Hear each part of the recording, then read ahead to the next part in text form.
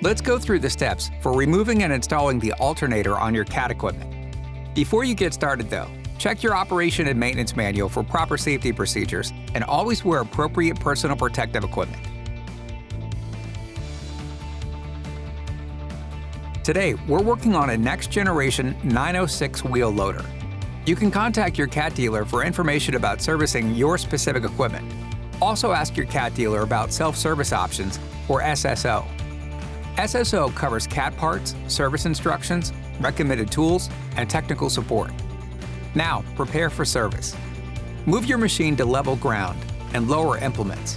Release system pressure and engage the parking brake. And be sure to follow your lockout and tagout procedures. After taking all safety measures, grab the proper tools for this service. Your CAT alternator is customized for your machine model's engine. And when you need a new one, you may opt for a CAT Reman alternator from your CAT dealer.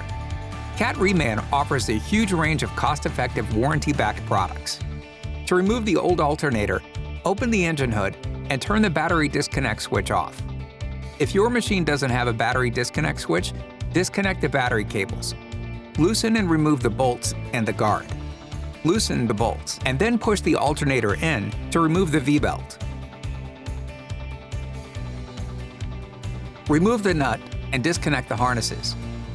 After you remove the bolts, you can take out the alternator. Now, just repeat the steps in reverse order to install your new alternator. Put the nut and harnesses back on. Hand tighten the bolts. Install the belt, and then screw in the bolts. Place the guard again and install the bolts.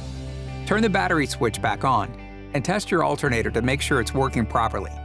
For more information and support, contact your CAT dealer and always check your operation and maintenance manual for specific instruction and safety procedures.